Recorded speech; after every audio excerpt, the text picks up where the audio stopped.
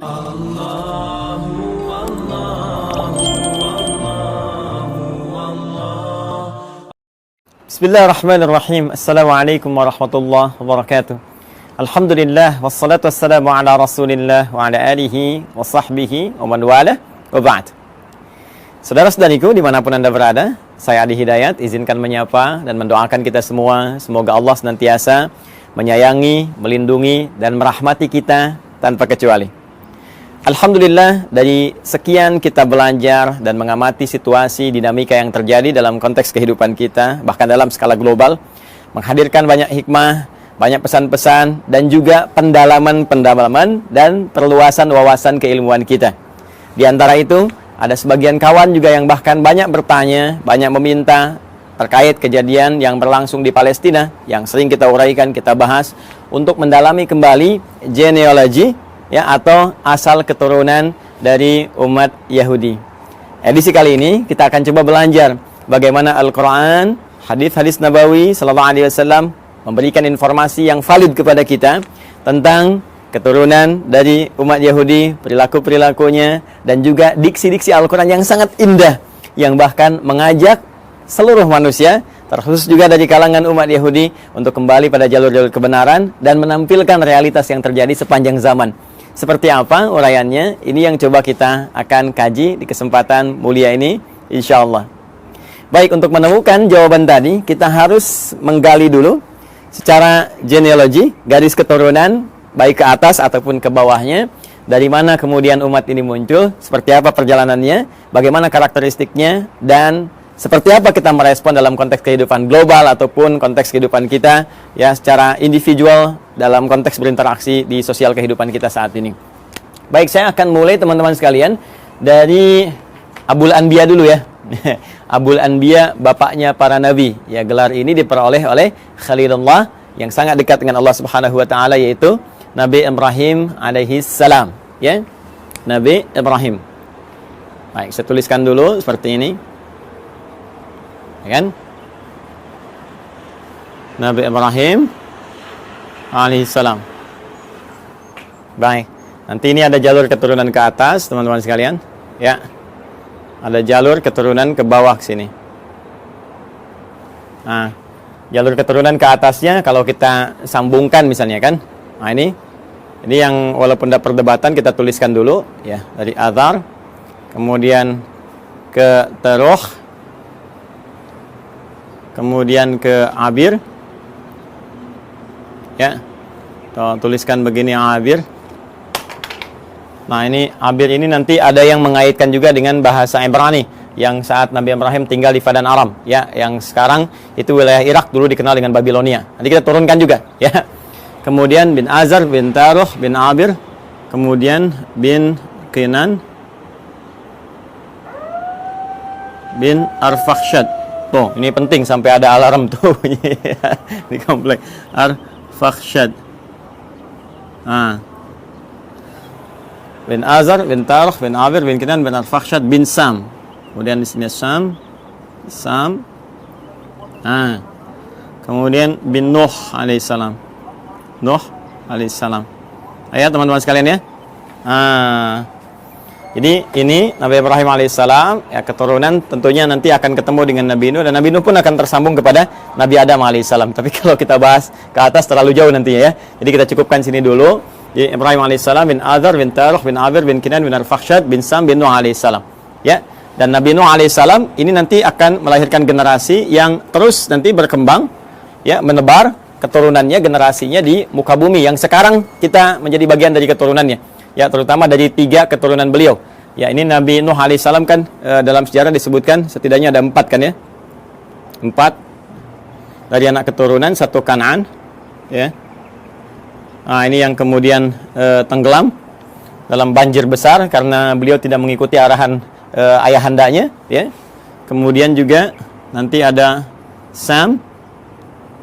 Ini yang ke sini keturunan Nabi Ibrahim alaihissalam, nanti dari sini ya, tarik jalur ke atas. Dari Sam, kemudian ada Ham, kemudian ada yang keempat Yafith, ya, Yafith. Nah, ini teman-teman sekalian 3 ini nanti yang akan berkelanjutan mengikuti Nabi Nuh alaihissalam yang naik ke kapal besar itu, ya, kemudian melewati berbagai rintangan saat terjadi banjir besar, dan kemudian mendarat dan melahirkan keturunan dari sini sampai ke populasi manusia hingga saat ini. Ya, dari Sam ini nanti melahirkan diantaranya bangsa Arab, ya. Kalau mau kita rinci lagi, teman-teman sekalian, misalnya di sini nanti ada Asyur, ya, seperti ini. Yang nanti ada Assyria, ya, ada Babil. Nah, yang Babilonia nanti yang Fadan Arab. Kemudian nanti ada Aram, ya, ada Finit, ya, nanti satu garis nanti ke Ham, ini melahirkan Afrika. Kemudian juga nanti ada Kanaan, Kanaan, ini Palestina, ya, dengan sekarang Palestina atau Filistin. Nah, ini yang Babilonia, yang Irak, ini yang Aram, ya, Aramaik ke wilayah Syria yang ke sebelah sana. Ini Asyur, Assyria, Finit nanti ke sebagian, nanti ketemunya dengan jalur Ham nih, yang di Afrika. Kemudian ada Kaldan. Nah, ini Irak kuno, teman-teman sekalian. Kemudian juga ada Ibrani. Nah, Ibrani ini nanti ada yang juga mengaitkan dengan bahasa Fadan Arab, ya, yang di Babilonia, yang menjadikan keturunan ini nanti berbahasa Ibrani. Lalu dari situ juga ada yang mengaitkan dengan Abir, yang jadi bahasanya Nabi Ibrahim alaihissalam ketika ada di Fadan Arab. Dan ketika hijrah nanti, ya, beliau ke wilayah Syam yang kita masuki sekarang, wilayah Syria, ya, Syria, Yordania, Palestina ada di situ, kemudian juga Libanon. Nah, nanti kemudian bertransformasi bahasanya penyesuaian dengan Aramaik, karena itu nanti dari Ibrani ke Aramaik. Nanti kita gali bagian aspek bahasanya ketika sampai ke sana. Kemudian di sini juga ada Masri, ya, yang nanti melahirkan turunan Mesir karena perpaduan dari sini, ya. Jadi kita temukan Asyur, Babil, kemudian Aram, Finit, Kanaan, Kaldan, Ibrani, Masri, ini diantaranya, ya. Kita 1, 2, 3, 4, 5, 6, 7, 8. Kita hitung, ya, kurang lebih 8. Nah, nanti Sam ini teman-teman sekalian yang populer nanti masuk kepada unsur Semitik yang sekarang, ya, termasuk Arab di dalamnya. Jadi kalau ada kita dengar Smith, ya, musuhnya Keanu Reeves, ya, dalam Matrix itu, ya. Ada si Smith, Sam, bukan itu saja. Nanti banyak kalau nanti kita belajar, ya, tentang pemikiran Hollywood. Saya nggak berinteraksi dengan film-film dan sebagainya, tapi saya baca sejarah, ya. Nanti kalau kita baca dengan pemikiran itu, suatu saat kita akan belajar. Dia akan temukan banyak sekali Sam, dan itu sangat menarik, gitu, sangat menarik. Ya, kenapa temannya yang di Lord of the Ring itu kan yang mengiringi si Sam juga. Ditransforma namanya Sam juga. Nanti kadang-kadang ada Smith juga dan seterusnya. Nah, itu ada kaitan-kaitan nanti, ya. Kaitan-kaitan dengan pesan-pesan Semitik. Cuma Semitik itu nanti tidak akan dikhususkan kepada golongan Yahudi saja. Ya, Arab juga Semit. Ya, nanti ini turunan Semitik nih. Ngambung ke sana. Kanaan, Palestina juga Semit. Jadi kalau Anda anti Semit, ya anti Palestina juga. Jadi kalau misalnya Anda bully orang Palestina, atau bahkan Anda, mohon maaf sekali, ya, kemudian bombardir, atau bahkan kemudian Anda zalimi, aniaya, kriminalisasi, itu antisemit juga, ya. Termasuk ke orang Arab itu antisemit juga, ya. Jadi Semitik ini galinya ke sini nanti, ya. Ini nanti Ham lebih kepada ras Afrika, ya, dan turunannya nanti, ya, termasuk nanti ke Finit ini nyambung ke sini, dan ini Yafitik nanti melahirkan bangsa Eropa, dan nanti kita akan lihat turunan-turunan yang selanjutnya. Ini garis besar dulu, ya, teman-teman sekalian, untuk menunjukkan bagaimana dari garis genealogi Nabi Ibrahim ke atas, ya, alaihissalam, sampai nanti ke Adam alaihissalam. Saya izin ambil penghapus dulu, saya hapus dulu ini, ya, kemudian kita turunkan ke bawah. Jadi saya cukupkan sampai Nabi Nuh, Nabi Ibrahim ini nanti kita turunkan generasi ke bawah. Baik, bismillah. Kita akan coba turunkan sekarang jalur ke bawahnya. Kita hapus dulu ini supaya kita mengenal lebih jauh dan kita temukan nanti genealogi kapan Yahudi itu ketemu. Ya, kapan Yahudi itu ketemu, ya, diksinya. Karena nanti redaksi Al-Qur'an tegas menyampaikan makana Ibrahimu Yahudiyya wala Nasraniyya walakin kana hanifan muslima.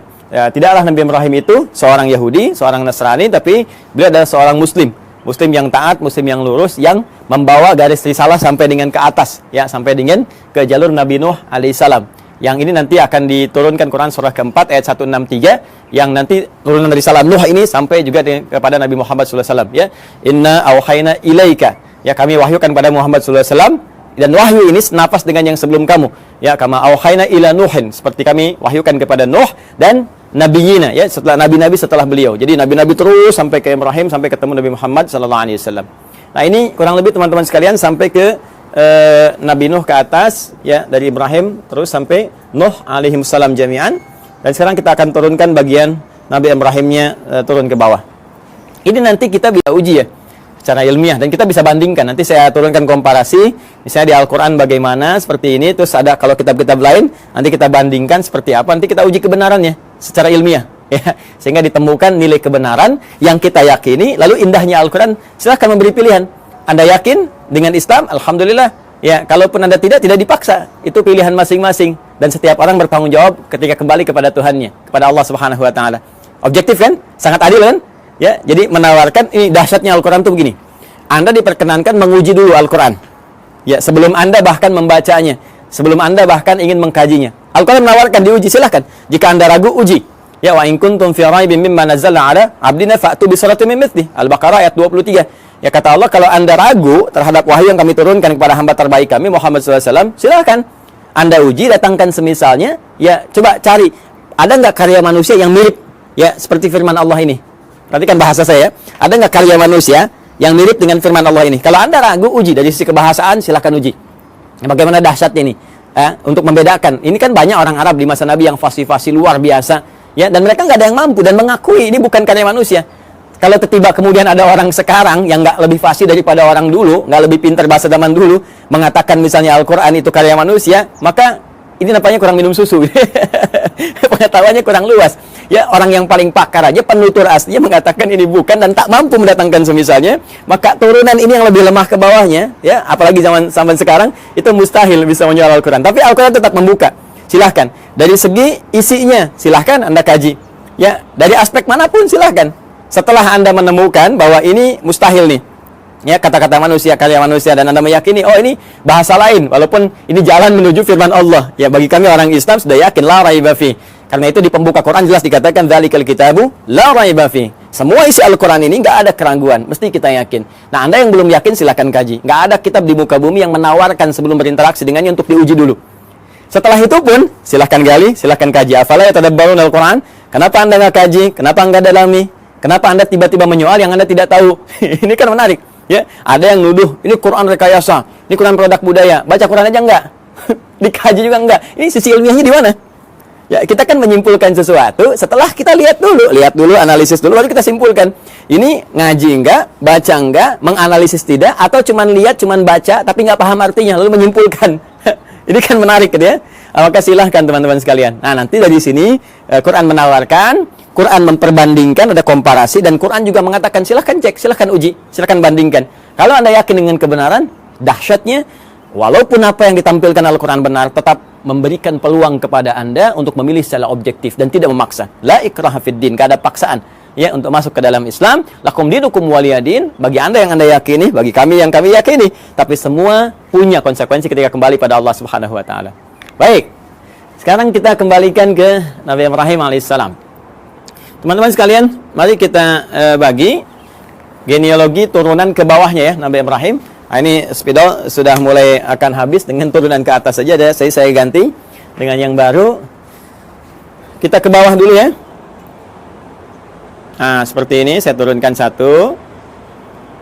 Kemudian di sini saya turunkan dua karena keterbatasan papan tulis.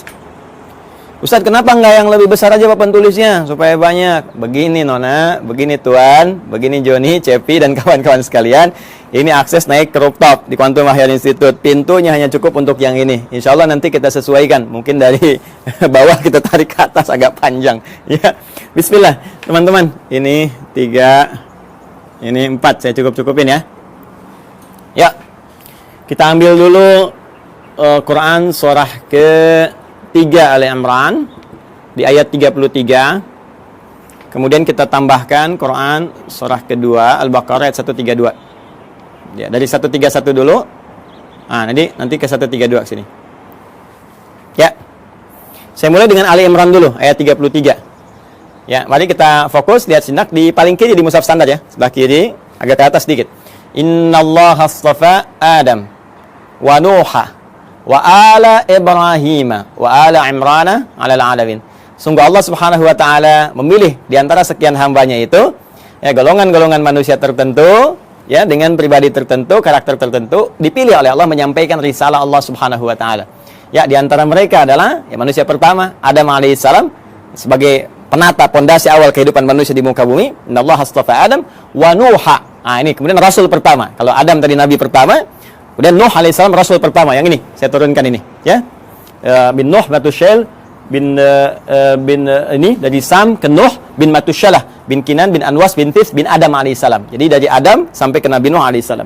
Wa Nuha wa ala Ibrahim. Kemudian keluarga Ibrahim. Nah, ketika menyebutkan Ibrahim disebutnya ala Ibrahim.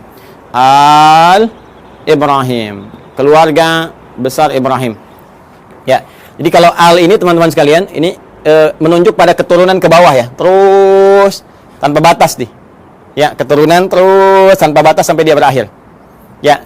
Makanya kalau ada surah Ali Imran berarti dari Imran dengan Hanna ke Maryam ke Isa, gitu kan?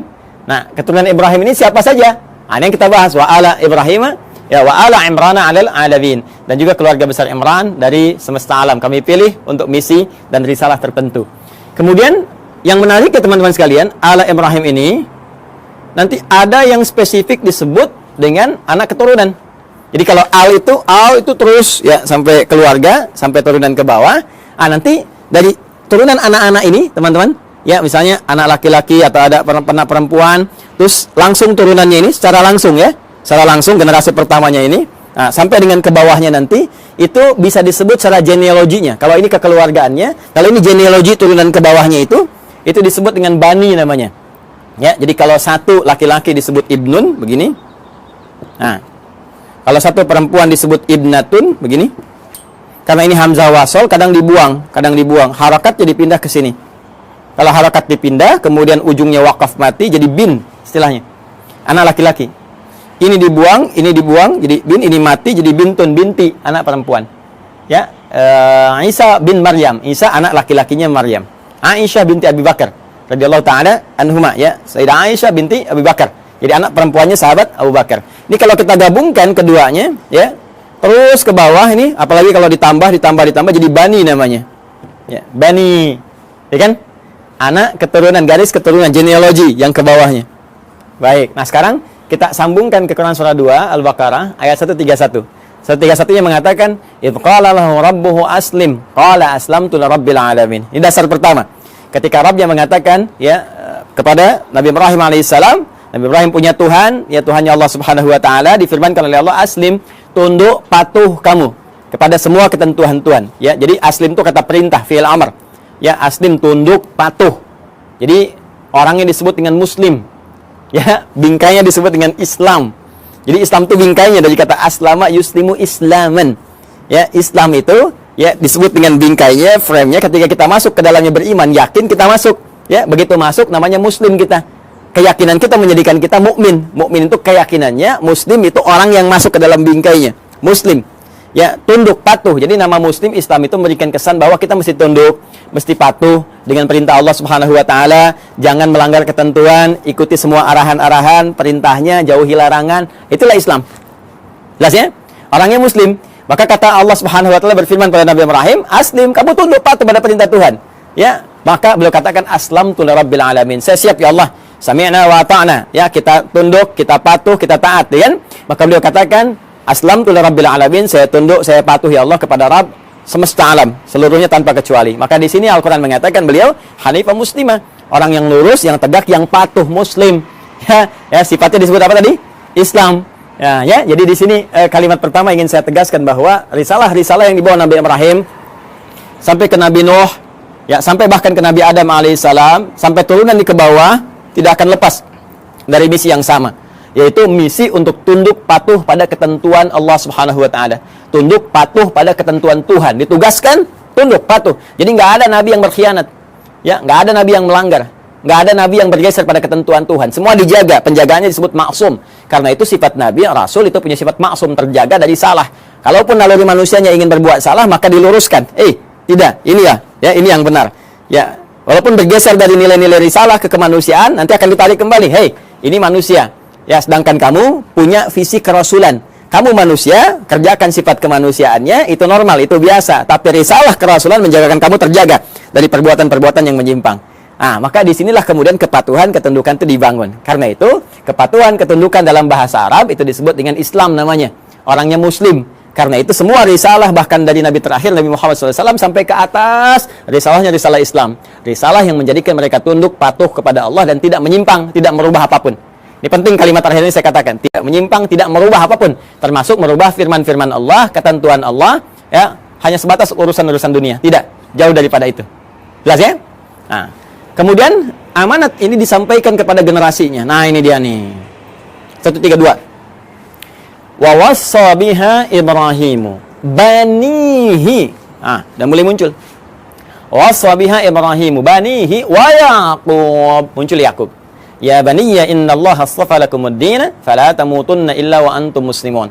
Ya, maka Ibrahim mewasiatkan kepada generasinya termasuk nanti Yaqub. Kita lihat nanti Yaqub itu siapa.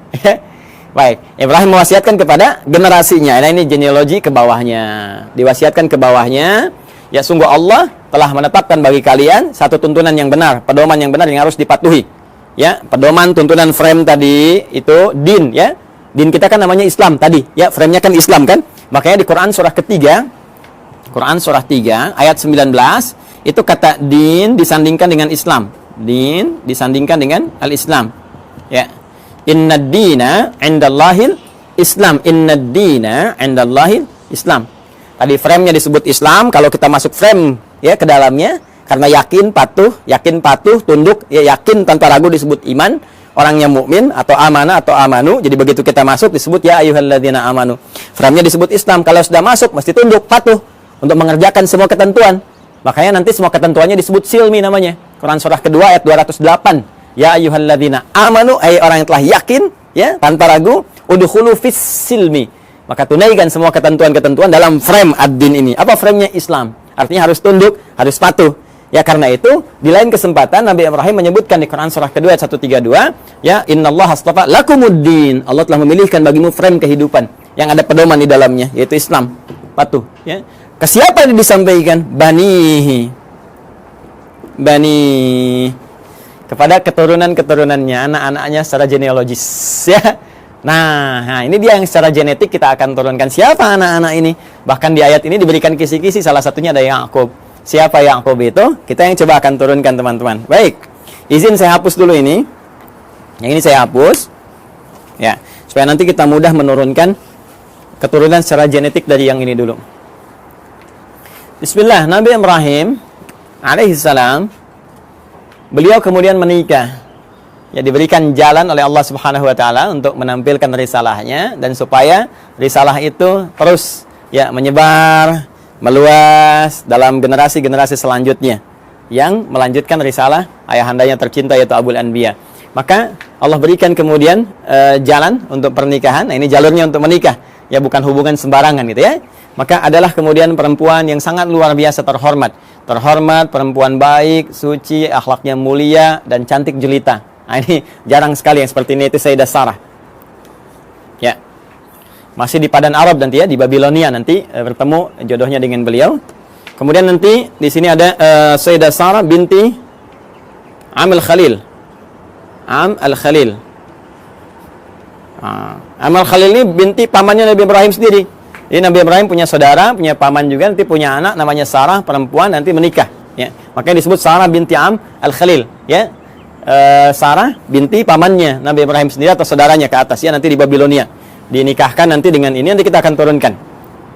Kemudian dengan Sayyidah Hajar alaihassalam, ya al-Qibtiyah al-Misriyah, al-Qibtiyah al-Misriyah,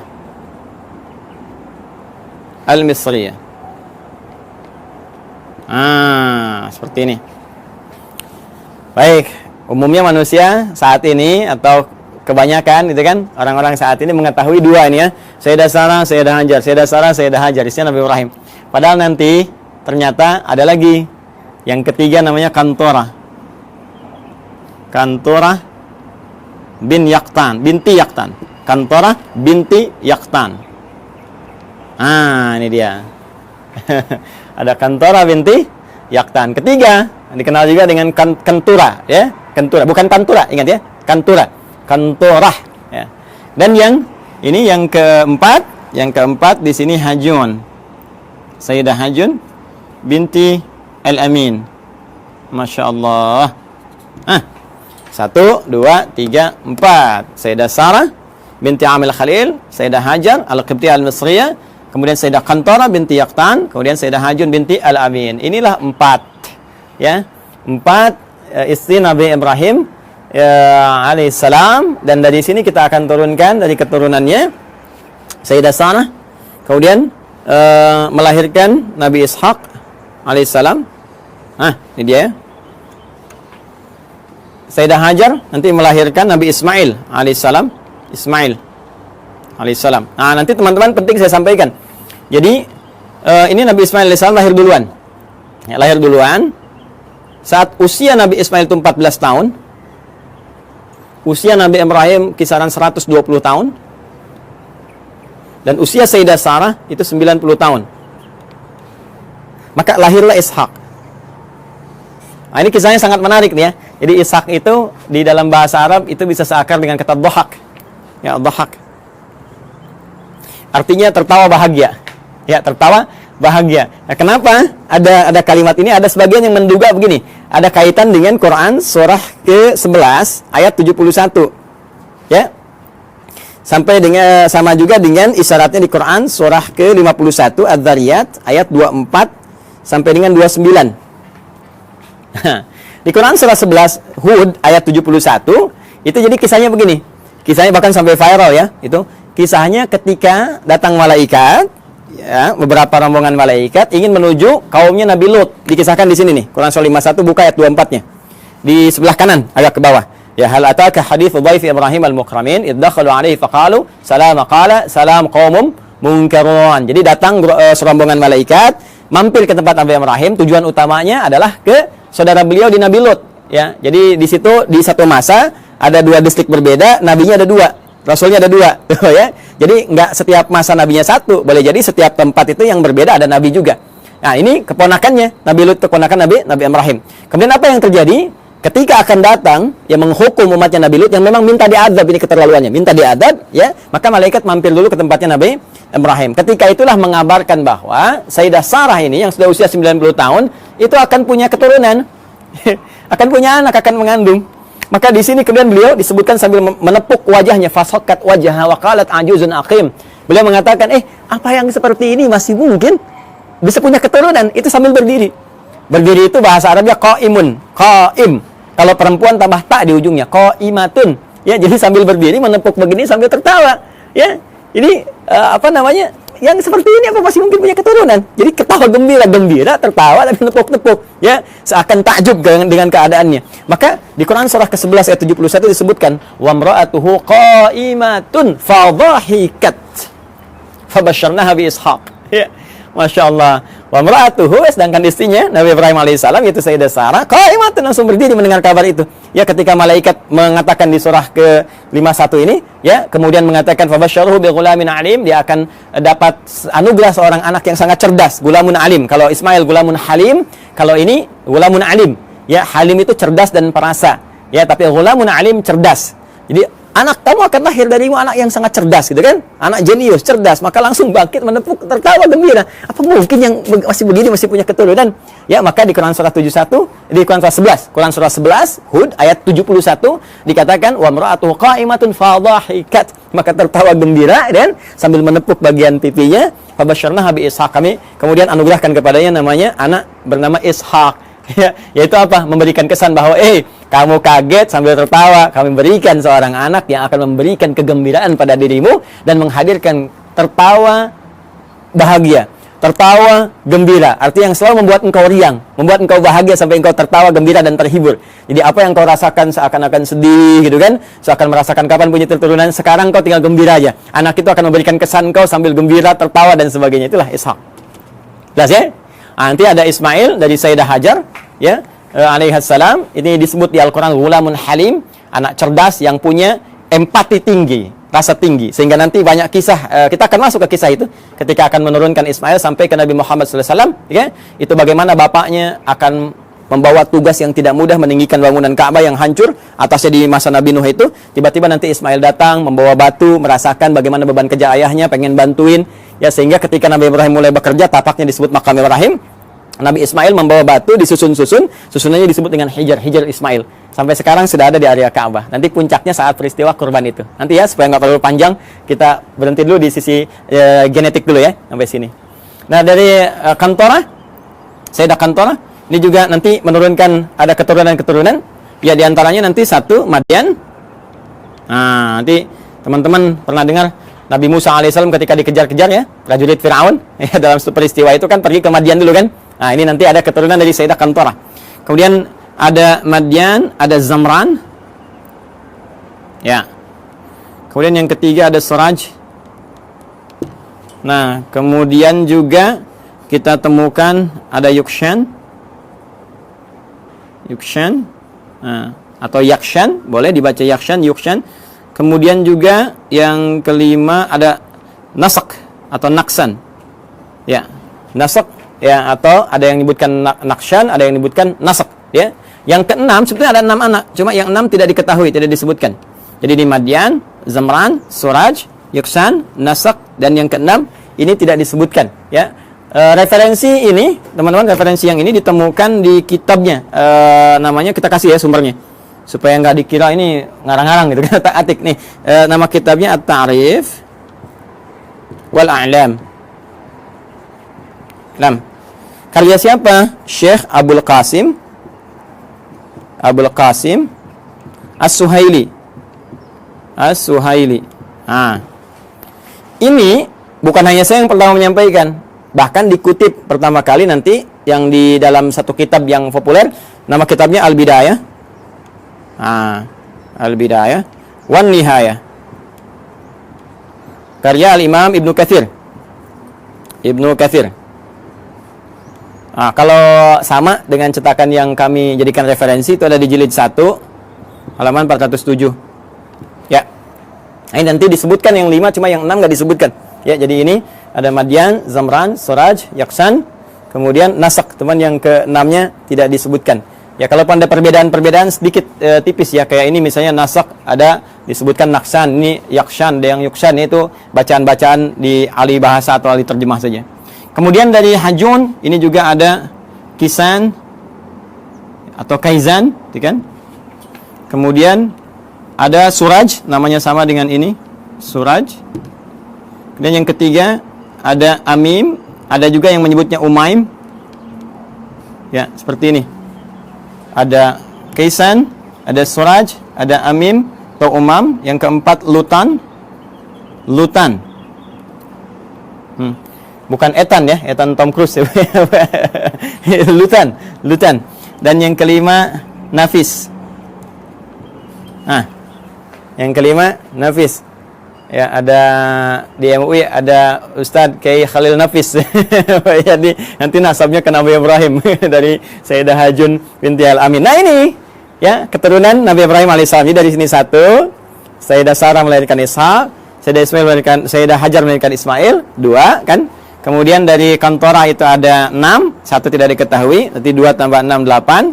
Kemudian dari Sayyidah Hajun binti Al-Amin ada 5. 8 tambah 5 ada 13. Ya, 2 tambah 6, 8, ada 13 tambah 5, 13. Jadi ini kurang lebih 13 keturunan Nabi Ibrahim alaihi salam. Ya, dari istri-istri beliau. Dan nanti dahsyatnya, nanti ya, mungkin episodenya akan panjang gitu. Di Kantorah ini nanti juga ada satu penelitian dugaan kuat bahwa itu yang menjadikan turunan dari bangsa Melayu, Jawa khususnya.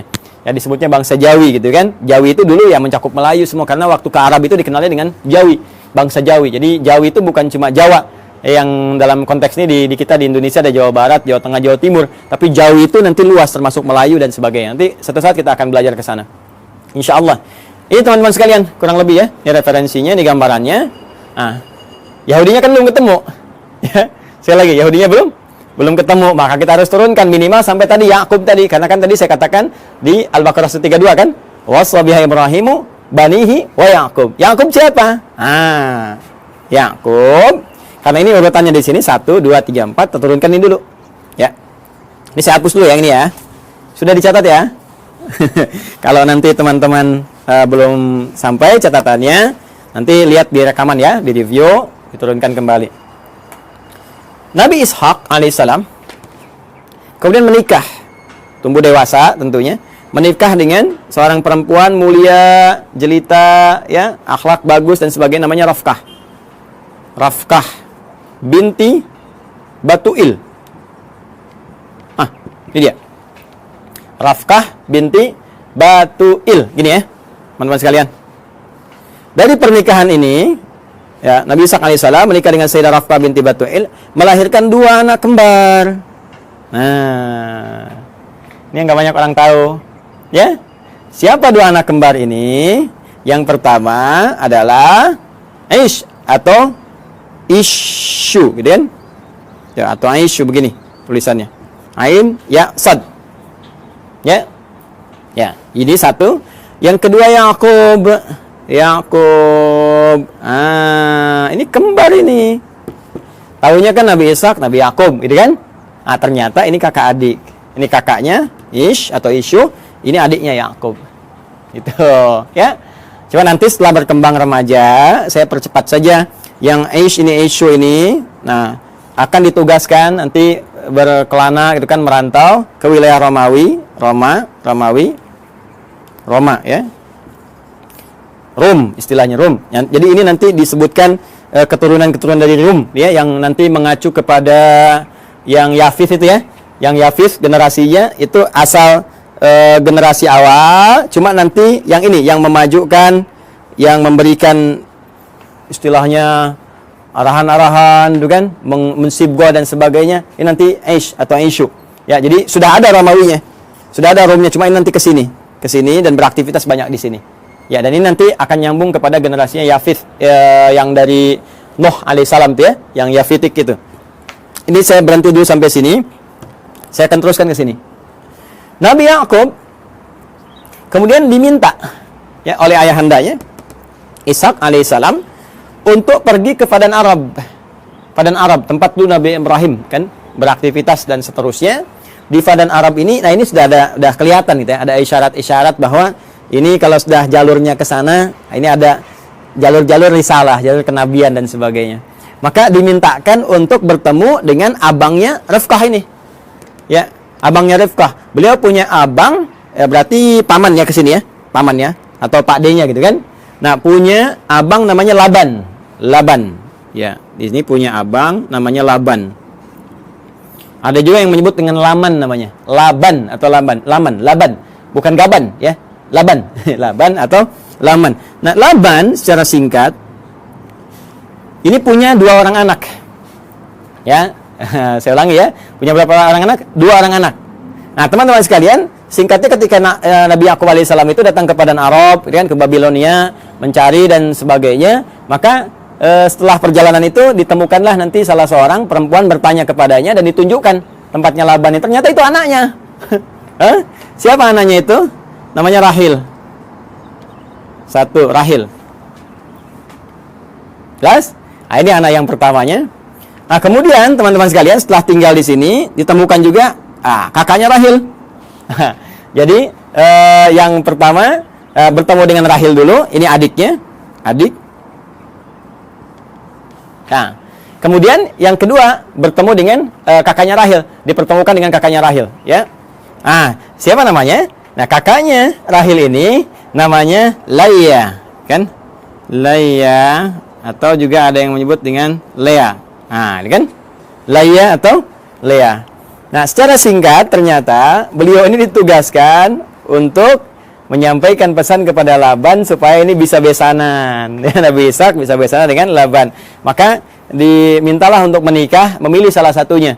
Ya, memilih salah satunya, walaupun ada riwayat menyebutkan Nabi Nabi Yakub ini nanti ditawarkan untuk menikahi dengan Laya dulu, kakaknya dulu. Ya, jadi ini kakak didahulukan. Nah, kemudian beliau kan seorang yang sangat perasa, ya. Yakub itu punya keunggulan yang luar biasa. Ya, beliau seorang yang sangat dekat, ya, dengan Allah, rajin ibadah. Kemudian lebih daripada itu juga sangat merasakan tidak ingin menyinggung orang, ya, curhatnya diserahkan kepada Allah sehingga orang-orang banyak nggak tersakiti. Jadi ini yang menjadikan beliau daripada nanti satu menikah, yang lain merasakan nggak nyaman, maka mengajukan dua-duanya aja dinikahin, ya kan? Nah, ini belum turun syariat yang di era Nabi Muhammad SAW, turunnya Quran surah keempat An-Nisa ayat 23, larangan menikahi kakak adik. Ya, wa anta jama'u bainal ukhtaini illa ma qad salaf. Paling kanan sebelah bawah. di mushaf standar ya. Wa antajma'u bainal ukhtaini illa ma qad salaf. Dilarang bagi kalian untuk menikahi kakak adik ya secara langsung kecuali yang dulu pernah terjadi. Ya, karena keadaan sekarang beda. Dulu orang bisa mengendalikan, bisa tahu, bisa paham dan untuk menjaga keturunan yang sangat terbatas keadaannya pada waktu itu. Sekarang sudah banyak menyebar. Makanya dilarang sekarang menikahi kakak adik dalam satu mahram. Ya dulu masih berlaku illa ma qad salaf. Maka dinikahilah kemudian Laya, ini pertama kali. Dan kemudian Rahil, yang kedua dinikahi. Ya. Dari Laya ini turun keturunan teman-teman sekalian ada 6 orang anak. Ya, 6 orang anak ini Rabin. Kemudian 2 Syam'un atau Simon. Dan yang ketiga Levi atau disebut juga dengan Lewi. Ya, Levi itu ya, Levi. Tulisannya begini, bukan Levis ya, Levi. Lewi gini. 4 Yahuda.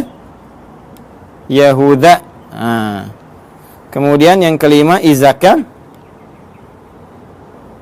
Ya. Yang keenam Zabulun. Dari Rahil melahirkan 2 orang anak, ya. 1 Yusuf alaihissalam, Rahil. Ya. Ini ibunya cantik sekali, cantik, jelita, taat, patuh. Makanya anaknya juga tampan, luar biasa ya. Tampan dan nantilah pas masuk cerita Nabi Yusuf, ini masih panjang, tenang aja teman-teman. Masih panjang. Dan yang kedua Bunyamin. Ya, Bunyamin. Ya. Baida Royani nggak masuk sini. Maaf ya. Bercanda. Ini Yusuf dengan Bunyamin, ya. Berjalan, tiba kemudian sudah berumah tangga. Singkatnya, ini minta balik dulu. Minta sowan lagi kepada bapaknya gitu kan. Supaya nanti ada bekal-bekal yang terbaik untuk dilanjutkan dan seterusnya gitu kan. Nah, nanti teman-teman sekalian sebelum kembali ini oleh Laban dihadirkan asisten rumah tangga untuk bantu baik kepada Rahel ataupun Laya supaya tugasnya lebih mudah karena tahu tugas Nabi Yakub pasti akan berat.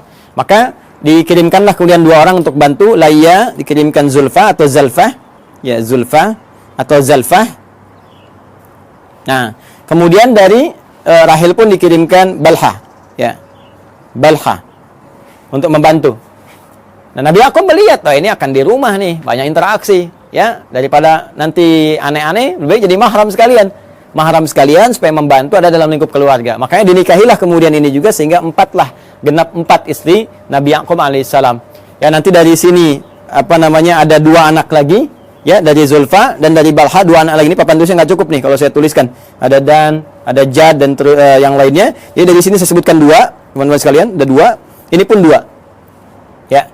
Jadi dari sebelumnya 6 dari Laya, tambah 2 dari Rahil, 6 tambah 2, 8, tambah 2 dari Zulfa, 10, tambah 2 dari Balha, 12. Inilah dari 12 keturunan Nabi Yakub alaihissalam. Yakub alaihissalam. Ini keturunannya ada berapa? Ada 12. Yakub ini masih mengalami tentunya masanya bapaknya Ishak dan ada yang menduga juga masih bertemu dengan Nabi Ibrahim. Jadi Nabi Ibrahim punya anak nanti Nabi Ishak, punya cucu Nabi Yakub, tapi keturunan ke sini belum tentu jumpa.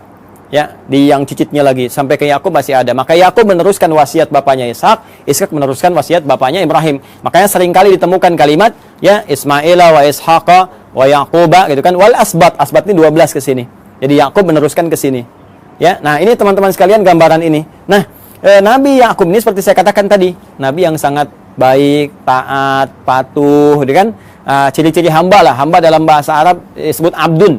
Dalam bahasa Ibrani pada saat itu disebut dengan Isra. Ya, hamba siapa ya? Hamba Allah. Jadi kan puncak pujian Allah kepada ya ciptaannya, makhluknya, manusia itu sifatnya bukan disebut Nabi Rasul. Nabi Rasul itu menunjuk pada tugas dan berita besar yang dibawa. Puncak pujiannya justru terletak pada kalimat hamba, abdun. Makanya Rasulullah SAW ketika diisrakan itu disebutnya dengan kata abdun, subhanalladzi asra bi abdihi, kan? Maka ini pun dipuji dengan sifat penghambaannya itu Isra, hamba Allah yang taat. Allah dalam bahasa Ibrani pada saat itu disebut dengan Il. Ya, maka disebut dengan Israel. Asalnya kata Israel ini menunjuk kepada Yakub alaihissalam. Mana Nabi Yakub nih ya? Nah, di sini. Nih. Asalnya menunjuk kepada Nabi Yakub alaihissalam yaitu Israel. Ya, Il ini sudah kita temukan juga di Jibril, Mikail, Israfil, Israel, ya, malaikatnya Allah Subhanahu wa taala. Israel hamba, ya, Il Allah yang taat, yang soleh. Anak-anak tadi yang ini, teman-teman masih ingat kan istilahnya? Ya kan? Kalau dikumpulkan semuanya menjadi bani kan istilahnya? Maka muncullah istilah Bani Israel. Bani Israel. Jadi asalnya konotasi Bani Israel itu positif. Anak-anaknya keturunan Nabi Yakub yang saleh, yang baik. Nabi Yakubnya yang saleh, yang baik. Nah itu disebutkan Bani Israel supaya memberikan kesan untuk ikuti bapakmu. Jangan menyimpang, jangan jauh-jauh. Makanya di Quran nanti banyak diksi menunjukkan ya Bani Israel, ya Bani Israel. Disadarkan lagi, hai Bani Israel, kamu ini kan punya kelebihan, bapakmu itu baik, bapakmu soleh. Jangan berbuat seperti ini. Itu menodai cita keluarga, ya, menyakiti bapakmu dan memberikan kesan yang tidak bagus itu dalam keluarga, dalam keturunan. Maka perbaiki, ajak balik. Bahkan nanti diajak untuk kembali lagi. Ketika menyimpang, ajak balik. Sifatnya disebutkan, kata kerjanya disebutkan. Nah, apa sifatnya itu? Apa kata kerjanya? Dan dari mana kemudian muncul generasi Yahudi? Ya kan? Ada yang mengatakan nih paham keagamaan, ada yang mengatakan turunan dari 12 anak yang ini muncul. Siapa 12 anak ini yang melahirkan Yahudi? Apakah itu paham benarkah paham keagamaan atau keyakinan atau doktrin tertentu? Ya, sampai kagetnya sampai tukang-tukang juga lewat ngasih intro. Kalau Anda mendengar, kita akan lanjutkan dan sambungkan di kesempatan yang lain insyaallah. Edisi yang perdana tentang genealogi Yahudi dalam Al-Quran, hadis-hadis Nabi, dan fakta sejarah yang kita gali. Adi Hidayat, semoga bermanfaat. Assalamualaikum warahmatullahi wabarakatuh.